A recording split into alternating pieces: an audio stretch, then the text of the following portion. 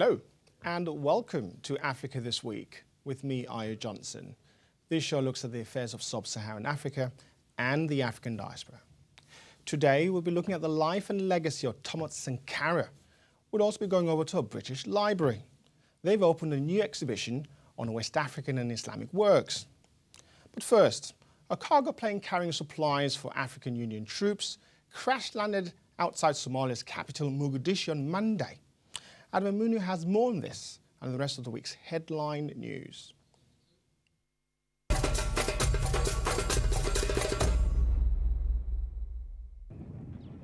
A cargo plane carrying supplies for African Union troops crash-landed outside Somalia's capital, Mogadishu, on Monday. The officials said the Egyptian-owned transport plane went down in Arbiska, a district situated 18 kilometers outside the capital, after making several unsuccessful passes over the seafront airport. The officials said the Egyptian-owned transport plane went down in Arbiska, a district situated 18 kilometers outside the capital, after making several unsuccessful passes over the seafront airport. 2 of the 6 crew members suffered light injuries in the crash, according to officials, but they also added that the plane and those on board were safe, having landed in an area controlled by the Somali government and the African Union's AMISOM force. The cause of the crash was not immediately clear, with government sources pointing to either technical failure or the airport's inability to accept landings during the night. The Ebola virus may persist in some men's reproductive fluids for 9 months after they were initially infected, far longer than previously thought, according to preliminary research on Wednesday. The first long-term study of its kind, published in the New England Journal of Medicine, adds to growing evidence that Ebola can linger in the body, causing health problems for months or even years. The findings raise new health concerns for the survivors of the Ebola epidemic that has ravaged West Africa since late 2013, killing more than 11,000 people in the deadliest outbreak since the virus was first identified in 1976. 2 people were killed and around 20 injured when scaffolding for a bridge under construction collapsed over Johannesburg's main motorway on Wednesday. At least 5 of the injured were critical, and people were still trapped beneath the structure. The tangled wreckage of the metal bridge was sprawled near a busy ramp leading to the Sandton Financial District, where the stock exchange is located. A week of national mourning began in Benin on Thursday for former military ruler and civilian President Matthew Kerekou after his death, aged 82. The green, red and yellow national flag was lowered to half-mast across the West African country as political figures led tributes. One of the world's longest-serving political leaders, Kerekou was dubbed the chameleon for his transformation from Marxist-inspired coup leader to democratically elected president. He died in Cotonou on Wednesday. He had been ill in recent times, but the cause of death was not immediately disclosed, and no date for his funeral was announced. US President Barack Obama on Wednesday notified Congress that he intends to deploy 300 troops to Cameroon to conduct intelligence, surveillance and reconnaissance operations, but not for combat purposes. In a letter released by the White House, Obama said 90 personnel had already been deployed and would be armed for self-defense. There have been a series of attacks this week from Boko Haram, including a bomb in Maiduguri in northeastern Nigeria.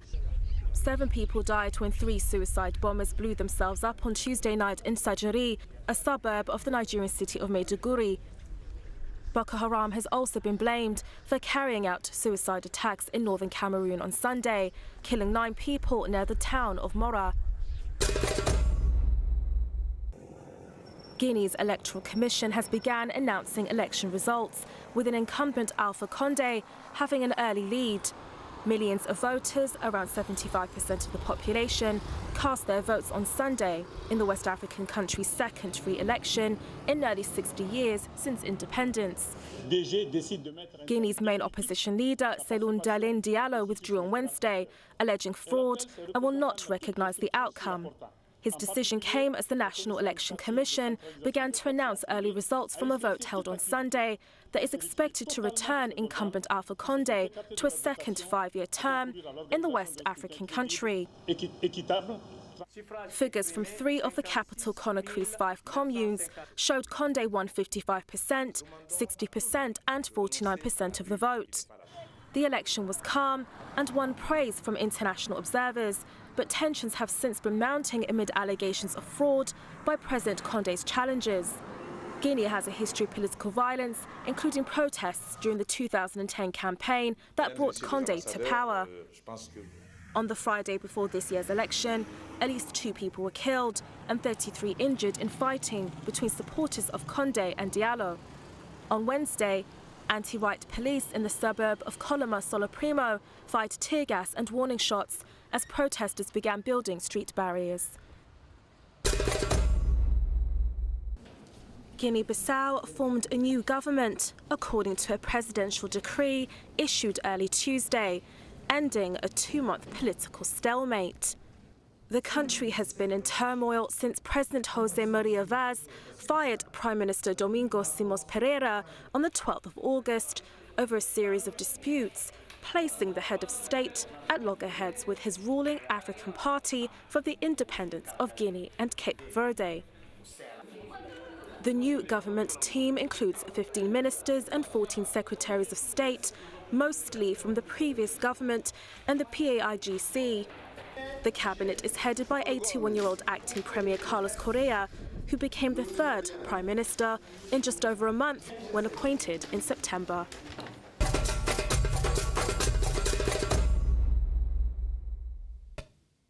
To discuss the elections in Guinea, we have Alpha Kamara, who's a producer and researcher from West African Democracy Radio, and he's based in Dakar, Senegal.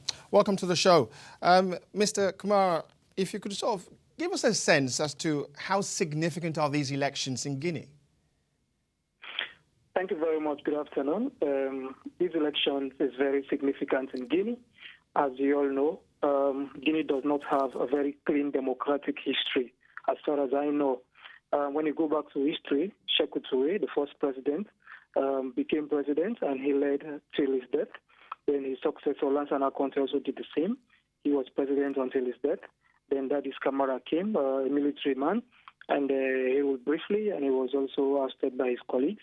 And before the first democratic elections was held in 2010, that brought in this current president in power, who is Professor Condé.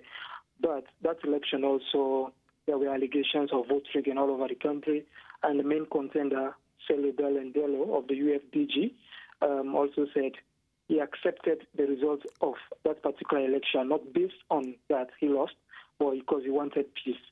And so because of that, a lot of people or his supporters think that he was actually the winner of the elections. And when you look at Guinea also, the voting pattern is divided on tribal lines because, you know, Condé is from the Mandingo socio-ethnic group, and Cellou Dalein Diallo is from the Fula ethnic group. And these are the 2 major ethnic groups in the country. And the voting pattern is like divided into these tribal lines. So this particular elections is very important because most of these candidates, if they lost this election, they will not be eligible to contest. For example, Cellou Dalein Diallo, this is his second and final term. If he lost elections this particular term, he will not be eligible to contest again in the next elections because the party will not give him again the position, because according to the Constitution, he can contest twice, and if he does not win, then I think his hopes for presidency are gone. Same with the other candidate, who is Touré. Well, Mr. Kamara, Alpha, but yes, what you've just said, tribal lines, no doubt, an election that would be contested strictly on that. We can't change the status quo, but we already know that the government and the Electoral Commission have asked for minimum democracy to follow, but the international response has been slightly difficult and different. What's your take? What have you been seeing and feeling on the ground? Well, a lot of things have been happening because, mind you, before the elections, there were a lot of, there was tension, and of course there were clashes in Verikore, Medina, and other parts of Guinea, where 2 people were killed and some other property destroyed. And also before the elections, Amnesty International issued a report calling on the military personnel and the police to be neutral when it comes to elections. And they warned them that when it comes to elections, their stance is important and they must be neutral. So there are a lot of things that actually transpired before the elections. And even when it comes to the elections, 8 candidates contested for the elections, 7 opposition candidates and the ruling party. And there were a lot of issues. For example, the opposition called on the National Electoral Commission to postpone the elections at least by 1 week to ensure there are a lot of issues to be addressed. For example, for people to be able to vote in neighboring countries and so on and so forth. But the Commission never accepted that. They said they were fully prepared. And when the elections were held, countries like Sierra Leone, for example, Guineans and Sierra Leone did not vote. Also in Angola, the same. Even here in Senegal and in Liberia as well, it started late. And all these issues. So that's why the opposition party members were calling on the electoral body to postpone the elections, but they went ahead and conducted the elections. So after the elections, again, all these 7 opposition parties, they also came together and said the elections, they will not recognize the result because of vote rigging, ballot stuffing, and other allegations. But Mr. Alpha Kamara, I mean, vote rigging, we know that across Africa is one that cannot be condoned. Nonetheless, we know Guinea has a very strong history with political violence. We also know that ethnic tensions are an issue, not to mention the protests that we saw in 2010 that ushered in Mr. Condé to becoming in power. Do you think that Mr. Condé will win again? Well, if it stands by the way I'm seeing things, because the electoral body has started releasing the results, I'm sure if they allow this result as they are going out, Mr. Condé will win. But mind you, let me remind you that his communications director, I spoke to him. He accepted that there were some problems in certain areas, but these issues are being addressed by the Electoral Commission. And he said all over in Africa there is no fair and fair elections, but they must try to maintain the normal standards of procedures. Okay, but when we come back to the elections, even though the final results have not yet been out, but because the opposition parties actually noticed a lot of other malpractice in several communities, that's why they said they will not accept the election. Even though when it comes to the elections observers from the African Union, the European Union, ECOWAS, they said yes, there were minor malpractices, but that does not tantamount to the elections to be nullified. But so if you look into the allegations of the opposition party members, if they are not addressed as they are putting them forward now, and the elections go this way, I'm sure Mr. Condé will win, maybe this first round, in fact. And these are some of the issues the opposition members have been pointing out, that they want their complaints to be heard and to ensure they listen to them before the results are released. So if it stands this way, I'm pretty sure that Mr. Condé will win again. And what do you think the signals are that this sets across Africa for other elections which will be coming, and seeing what's happening in Guinea, a main opposition pulling out, we have disharmony, disunity on the ground. What do you think the signals are that have been sent across Africa?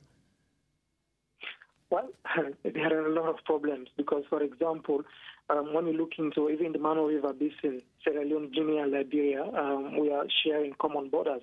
And Sierra Leone and Liberia also are expecting the elections in the coming 2 or 3 years' time. So what happens in Guinea will have a spillover effect in Sierra Leone and also even in Liberia. Because let's say when we have ECOWAS guys monitoring the elections, all over Africa, yes, the opposition are fond of always crying foul when it comes to elections. But some of the issues they are raising are credible. Because, for example, I was out on elections day here in Senegal. Like I said, voting did not start until 10, 11 in the morning. In Sierra Leone, Guineans were not allowed to vote because the elections body never supplied electoral materials. In Liberia, it also started late. I talked to our contact person, our correspondent there in Angola. They did not vote, and so on and so forth. So these are all genuine concerns the opposition was raising. But when it comes to elections, always, the government in power, the ruling party, always have a upper hand in the elections as compared to the opposition. Even though, yes, we are saying the Electoral Commission has to be neutral, fair and fair. But when it comes to giving support, resources, and wherever they report to the president.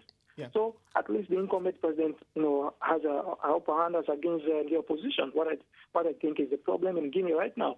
So it happens all over in Africa. He who pays the piper plays the tune. Well, he who pays the piper plays the tune. Absolutely, you're absolutely right there, Alpha. This situation is going to, the saga will carry on, and if not, I'm sure they would see themselves in the courts to establish. Well, Alpha Kamara, thank you so much for your comments. Now I'll be moving on to discuss articles that have made this week's headlines. Joining me is our reporter, Anissa Omar. Anissa, a whole week has gone by. A lot of stories to ponder. Quite a few. Which ones have caught your eye? So our first story is from Reuters. 10 members of Eritrea's soccer team seek asylum in Botswana. Botswana? Yes. So this is becoming a bit of a habit now. Bit of a tradition, actually. Players who go on international duties seem to be bailing out. And what's happened? Well, in Eritrea, there was a UN report. It has systematic and widespread human rights violations. That's what the report says, and Eritrea has that particular reputation of having very much problems with its human rights. In particular, for this story, the soccer team are trying to avoid conscription, which is another violation that happens quite often in Eritrea. But the UN's investigation that you make reference to there has already said that there's some slavery practices. Sounding a bit embarrassing for the government. A little bit, but you put it into context. There are many other countries across the world that have such human rights violations, but I feel that because it's an African country and our narrative is always quite negative, particularly within Western media, it seems to have spotlighted Eritrea in this manner. But Eritrea is a country that I know many people travel to quite easily, and in some parts, most parts, quite harmonious. So apart from this government aspects whereby there's arbitrary arrests and conscriptions, and obviously completely horrific, but I feel that it's often a one-sided story. For instance, Eritrea is doing very well in its Millennium Development Goals in regards to health.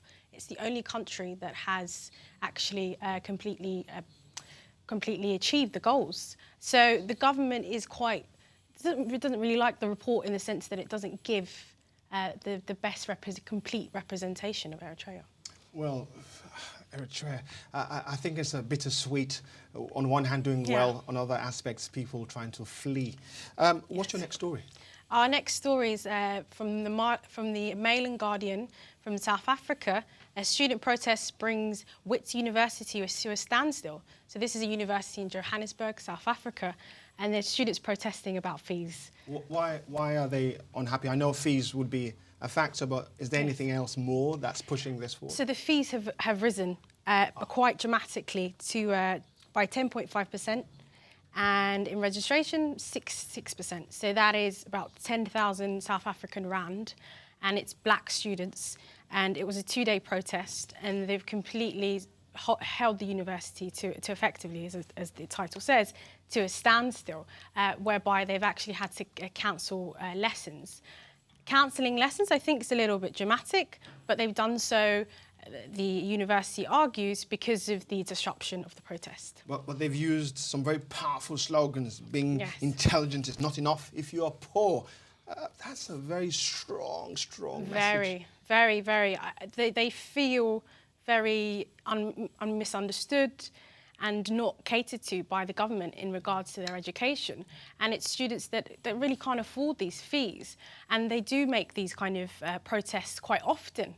It's not just an isolated incident within this university. There have been protests outside government buildings for particular MPs that deal with education, trying to get this issue across.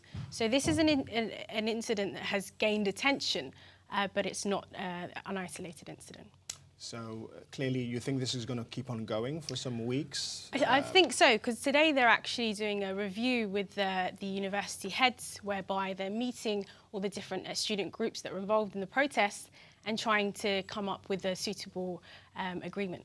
And finally, with an agreement in place, do you Yes. believe students will go back and start studying, or would they find other reasons to protest, or is this going to become a new style in democracy in South Africa? It could be. The head of this, one of the ex-student group president of the Misobo Freedom Group, has actually said that this is not a protest, but a complete shutdown.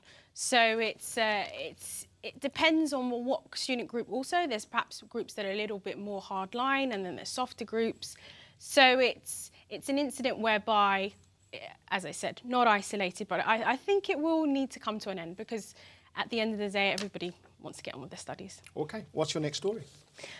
So our next story is by the New York Times, and it's a review of the film called, well, not the film, sorry, the theatre play called Eclipse, which. But this is depicting women Yes. As victims of war. Yes. I'm always I feel a bit uneasy with this being the only narrative of death, disease and destruction associated with an African country that's gone through a lot of problems. Why not something a bit more It's different because colourful? it's highlighting the plight of women. So it's women within warfare. There's a lot of suffering that happens, as we know, in terms of sexual slavery. And within the Liberian Civil War, that was particularly potent. And this play, which is headed by 5 really strong female characters, including Lupita Nyong'o, who is, as we know, is the Oscar Award-winning actress, who has been able to bring this play onto the stage, not in Broadway, but in public theatre, showing her real love for not only theatre, but for real issues that should be catered to and should be made available to the public. She's an exceptional actress, Yeah. already winning Oscars and so like. Yes. But do you think the world needs to be reminded about a very painful chapter in a very poor country's history? I think so. I think it's necessary to really humanise the story, because it's 5 women that are not only showing the effect of evil and the suffering that happens within war, but it's also showing the softer side, the camaraderie, the helping of one another between women. And there's moments within the play that show humour and show that actually it's the experience of people. It's not just the experience of the military and the government, and that these women that in reality that were during this war a decade ago have gone through. And Lupita really shows a completely dramatic monologue whereby she shows that sometimes women are actually compliant with the sexual slavery and the abuse that happens during these wars in order to really get through the wars, for instance, to feed themselves. And so she does this complete, monologue that you may not completely see in normal theatre stages. Sad. Anything else that we have? Any other articles? It's sad, but good, because it's showing the narrative of women, which we don't always get. What's your next article? So the next story is from Newswires, which is talking about Ego Sonomi, who is an economic entrepreneur who set up a Telarvus Energy Solutions oil company and has now won the African Leadership Economic Award. Twice in a row. Could someone else not have been chosen? I mean, we've got a lot of talent on the African continent. Twice in a row, yes. To be honest, I'm quite suspicious. This is the quote given by Dr. Pascal Leroux, the president of the institute who awarded the award from Paris, Institut Choiseul. He says, Ego Sonomi has been selected due to his exceptional professional path, his energy and his contribution to the rise of Africa as a major economic player. To me, that's very vague. But I feel that it's definitely very positive, the fact that this award show has actually happened, and then it's highlighting economic players not only from Nigeria, which this gentleman's from, but other countries. So it's positive in that sense. Positive in that sense. And Nissa Omar there. We're taking a short break, but when we come back, we're looking at Thomas Sankara's life and his legacy. We'll see you in a moment.